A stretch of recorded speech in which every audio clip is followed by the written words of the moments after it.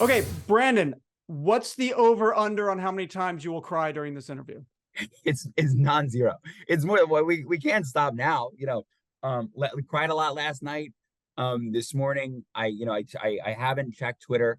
I made the mistake of checking Twitter after the episode last week, which was a bad move.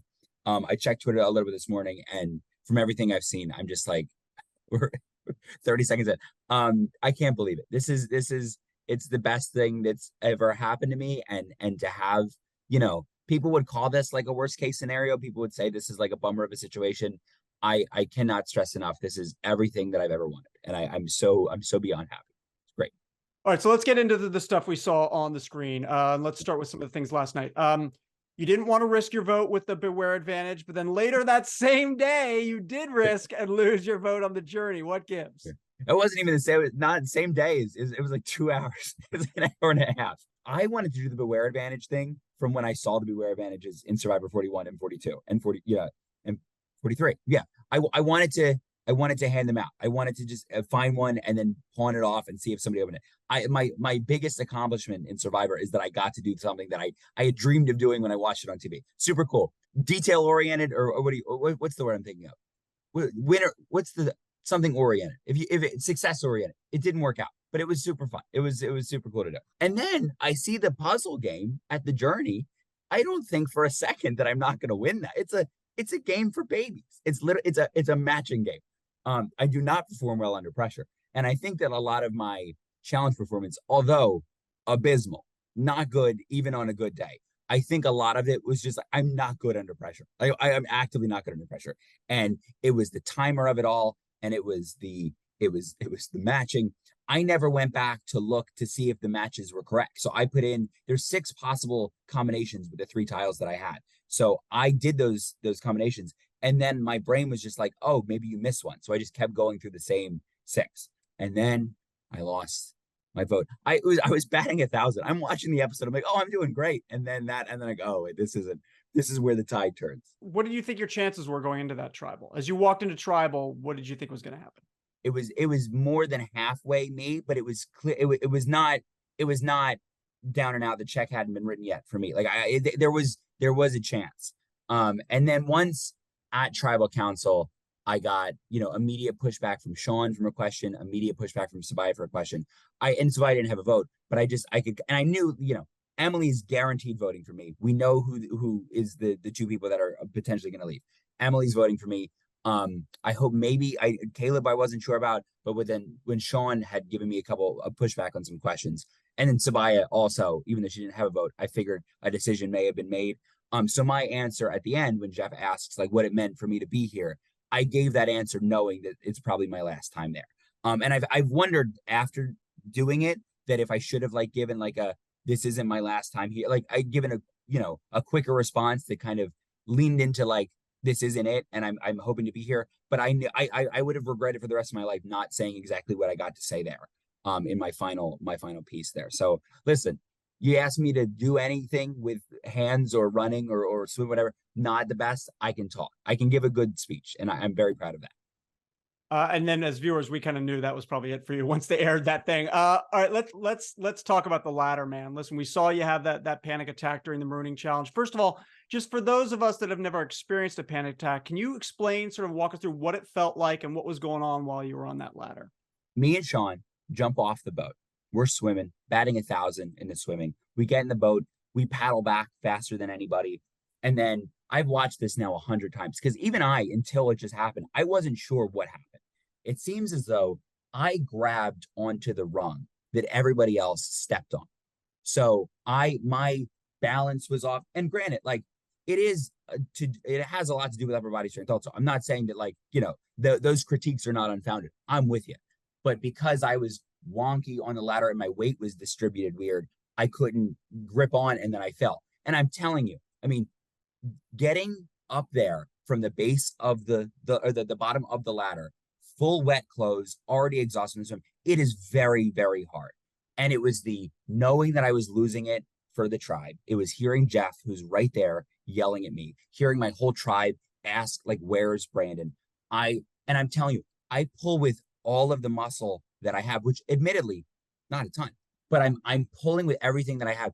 and I'm not moving an inch. I'm not moving an inch. And that made me full panic. Like I felt my body shut down, and I could, in the experience, the panic attacks that I've had, my hands like freeze up and I can't really like, do this. If this is a, a word medium, you can't see me do this, but I can't move my fingers.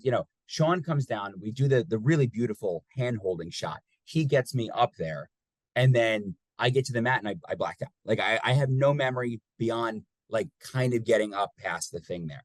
And now it's a weird like phantom thing. And now that I've seen it so many times, I feel like I remember it. But I was laying there for quite a bit, and again, you don't want to open like that. I've seen like even the 44 opening challenge, Carolyn can't get the ring up the big pole, and I'm like, oh, that is not great. That you don't want to go back to your camp with that. This is like times 1,000. So it was all of the things, that were just like, oh, this is my biggest nightmare coming true. This is exactly what you go there and you hope doesn't happen. I would venture to say maybe the worst day one opening that you can get in the history of the program. But you know what? We truck through. My way of coping is just making jokes and I loved my little like I'm gonna sit out of sweat. Like a contextual joke is just like chef's kiss to me. It worked out for the best. I went back and just told everybody like, hey, I had a panic attack. It's a thing that happens to me, but we'll press forward and we'll hang out for a little bit and hopefully we forget about it. I mean, you mentioned that you sort of blacked out there, so you may not really know the answers, but like I'm sure a lot more went down that didn't make it to air, because everything in Survivor, a lot more goes down that doesn't make it to air. There's only so much. So both during the event and after, once you were recovering and medical was checking you out. So tell us sort of what we didn't see about that whole process, Brandon. Sure. So there was a 45-minute long, maybe, medical visit. I mean, super fans, you get to meet Dr. Joe. It's great. He's a great doctor. The Survivor medical team was beyond helpful for me. And really, I have heard secondhand that Dr. Joe had said, like, Brandon is in like no physical danger, but he's having a panic attack, and that is making him feel like he is, in quite a bit of danger. Jeff was asking me Survivor trivia questions to like calm me down, which was very nice. He asked me at one point, he's like, who's the biggest villain in Survivor history? And I said, the ladder. And it was the first words that I had said, and everybody cracked up. That again, I didn't hear it. I wish I could have heard it, because apparently it was the room loved it. It killed. I murdered. It killed. So then I was just down for a little bit, and then eventually I got up. They got me water. In the theme song, they show a clip of somebody getting water poured in their mouth. That's this guy. So that it's super, super cool. But I mean, I cannot commend the medical team there enough. I immediately like getting situated and coming back into reality. I knew that I was in really good hands. So thrilled about it. Let's jump ahead to the last puzzle that sort of maybe sealed your fate. What happened on that puzzle? Sabiyah seemed pretty frustrated with you during that. What was going on? I think there was a couple things where we were both not. I was much worse than Sabiyah at the puzzle. I'm not saying that Sabiyah and I are equally bad at the puzzle. I think we were both frustrated because we could hear the other tribes making, a ton of progress. And I felt a lot of that because I had said I was the puzzle guy. I mean, and then you have both the other teams who have puzzle people on their teams who are really good at the puzzle. I was like, puzzles was my, I was hoping that I would do a lot better, but I'm telling you, it's performance anxiety. I put together puzzles like everybody did before we left. I can do it in the comfort of my home, but the clip of me shoving the just seeing if this works. Oh my God. I mean, it's just like, I am mentally somewhere else. And then Sabiyah, obviously, like we wanted it so bad. And, we had a little bit of a lead, and I felt, I think that getting back to camp after that is the most just dejected I've ever felt. And again, like the challenge performance, I went going in knowing it wasn't going to be, I'm not Jonathan Young. I'm really not anything. The other side of the spectrum is much lower. But like that particular challenge, I don't know how it was that bad. I don't know how it was that bad. And that's a hard puzzle. It's a really, really hard puzzle. I commend the other folks on the other tribes who got it done, but we couldn't get it done. Listen, you got on Survivor, you got to compete in challenges, you got to go on a journey, you found an advantage, you got to get your torch snuffed.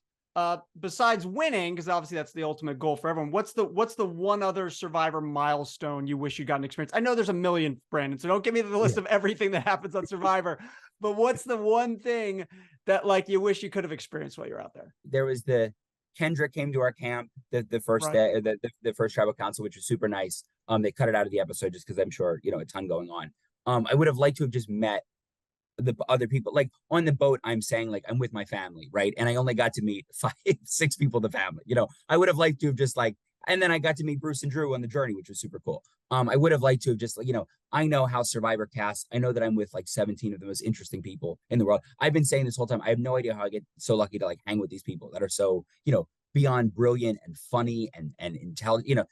You can't get better people. My group is, I'm telling you, you got to meet these people. They're the best people you ever meet in your life. I wish I got to spend more time with them on the island for sure. What have the past 5 months been like for you in terms of knowing this was all going to air? Has it been excitement? Has it been a little bit nervous in terms of knowing what was happening, how that was going to be received? What is, because that's the weird thing about Survivor. You live it all, then you have to live it all again 5-6 months later. This is the question that's going to make me cry potentially. I was good when I got back. I was super good. The past month has been pretty rough.